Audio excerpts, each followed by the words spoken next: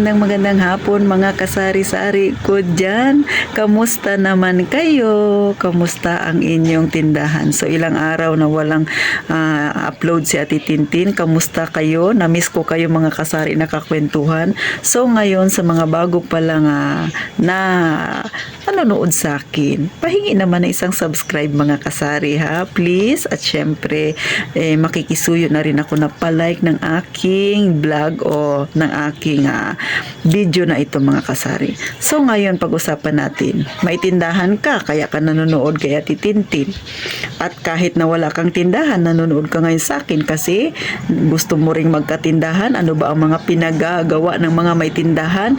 O eto ha, real talk ito, makinig kayo sa aking sasabihin mga kasari. Kailan ka ba pwedeng magpautang kung ikaw ay may tindahan at kailan hindi? Oh, di ba? Magandang talakayan ito, kasari. Tuwang-tuwa na naman si Ate Tintin. Kasi nga may naalala na naman ako na medyo nakakatawa, di ba? Ukol sa mga utang na yan. Oh, alam ko maging kayo mayroon na ng mga tumatakbo diyan sa utak ninyo ukol sa mga utang na yan. So, kailan nga ba pwedeng magpautang? Una mga kasari, kung kayo ay may tindahan at sinabi ninyo sa inyong sarili na hindi ako magpapautang, ay di wag. Okay yun mga kasari. Pero aminin natin at sa hindi, kahit sinabi mo yan, meron talaga tayong makukulit na mga customer, talagang matindi kung makiusap, matindi kung dumiskarte. O, kailan mo ba siya papayagang mangutang sa'yo? Lalo na kung hindi mo siya mahindian. O, di ba mga kasari? Kahit sige ka nakasabi, ay hindi talaga ako nagpapautang. Pero sunod araw, pupunta na naman sa'yo, mangungulit na naman. Sige na sisi, ay hindi talaga ako nagpapautang. O, sunod araw, lilipat tayo, pupunta na naman sa'yo. Diba? Iiba na naman niya iibahin niya na naman yung diskarte niya.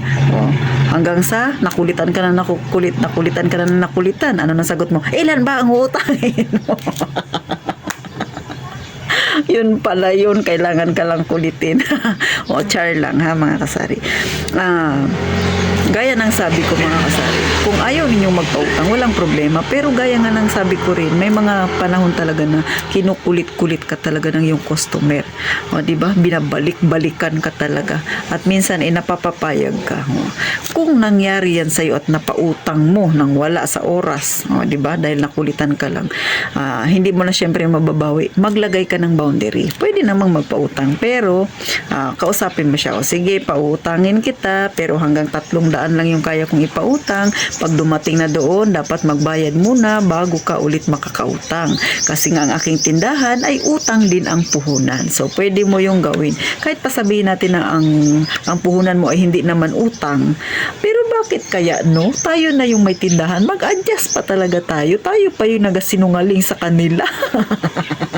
Sasabihin mo, utang kasi itong puhunan. Kahit naman hindi mo utang yung puhunan. Pero nasasabi mo yan sa kanila. Yan ang tinatawag na white lies. Dahil lang sa ayaw mong makasakit ng damdamin ng iba.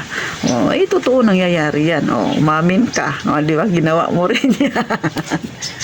O, kasi nga, sa totoo lang, minsan tayong mga may tindahan, sinasaalang-alang din natin yung damdamin ng mga nangungutang sa atin. Ayaw rin nating makasakit.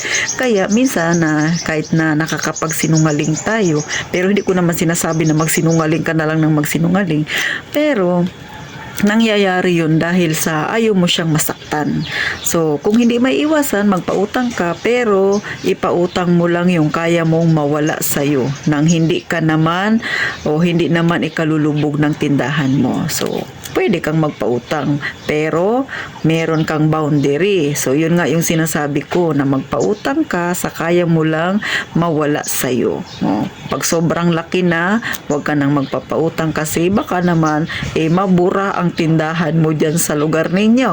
Kasi nga lumubog dahil sa dami ng pinautang mo at hindi na nagbayad. O, gaya ng mga sinasabi ko sa nauna kong pang-vlog, meron din tayong pusong mamon. Pero kailangan may pusong bato ka rin sisi. Hindi panay pusong mamon. Ganon yon.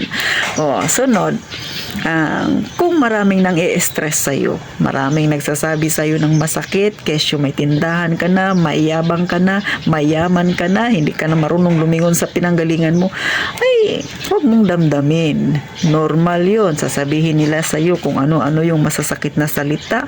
Kasi syempre, iniisip nila na pagka ikaw ay napahinuhod nila, maaari kang mauto nila, maaari silang makautang sa'yo. Pero hindi mo problema yung problema nila. Kaya yan ang lagi mong iisipin. Yan ang lagi mong ilagay sa utak mo na hindi mo sila problema kasi ikaw ay may sarili ring problema. Kung makakatulong ka, edi tumulong ka. Kung wala kang maitutulong, huwag kang magpumilit na tulungan sila. Unahin mo muna yung problema mong lutasin bago yung kanila. Malinaw tayo? Sus Mario, parang teacher si Ate Tintin. Sinishare ko lang sa inyo yan mga kasari. Hindi ako expert sa pagpapayo-payo. Pero, nakita ko yan kay mother ko, mga kasari. Noon, ang kalakasan pa si mother, marami pa talaga siyang tinatangkilik na material na bagay. Talagang masasabi nating mapera pang mother ko noon. Nagpapahiram siya ng pera. Marami siyang pinahiram. Noong siya na yung nangangailangan na nagkakaedad na siya, kailangan niya ng pera dahil magpapa-opera siya ng mata. Wala ang tumulong sa kanya. Real talk, di ba? Pag ikaw ay maraming pera, maraming nalapit sa iyo, ang bait-bait mo. Pag ikaw na yung nangangailangan, hindi ka makalapit sa mga lumapit sa iyo. So, isa yun sa mga nakita ko kay mother. Kaya yung ako kasi mga kasari, mapagmasid ako, mapagmatsyag ako sa aking paligid. So yan ang nakita ko kay mother. Sa sobrang bait ni mother, yung mga pinautang niya noon pa, hanggang ngayon, mga 10 years na yung iba, mga 12 years na yung iba, hindi pa nagbabayad. Minsan nagbabayad, nag-uuna-una ng 1,000. So hindi siya makatwiran. Talagang masakit sa dibdib kasi nung siya na yung nangangailangan, wala siyang malapitan. So sa akin, naging aral yun na hindi pwedeng lagi kang mabait. Magtira ka rin ng para sa sarili mo.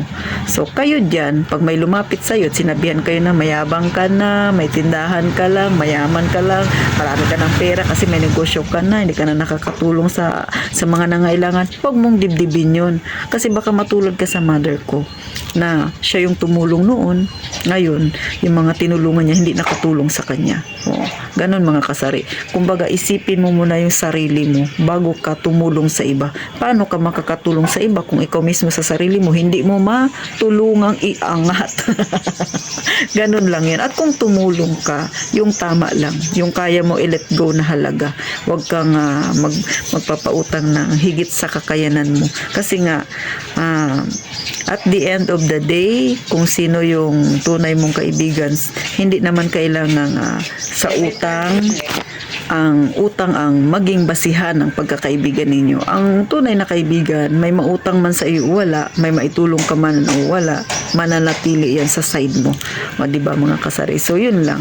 Kaya lagi kong sinasabi, huwag mong problemahin ang problema ng iba, tapusin mo muna ang problema mo bago ka tumulong sa iba. Hindi masamang maging pusong mamon, hindi rin naman masamang maging pusong bato. So, paano mga kasari, hanggang dito na lang ang maikling kwento ni Ate Tintin. Nagmarites na naman ako, pero syempre, alam ko makakatulong ito sa iba dyan na medyo, kumbaga nakukonsensya daw siya kasi hindi siya nakatulong. Hindi na uso ang konsensya, pero syempre, isipin mo rin ang sarili mo at ang future mo mga kasari.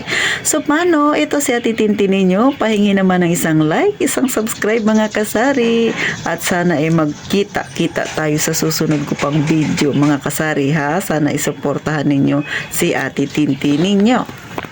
At ito ang inyong pambansang tendera na laging nagsasabi, mag-iingat kayong palagi mga kasari.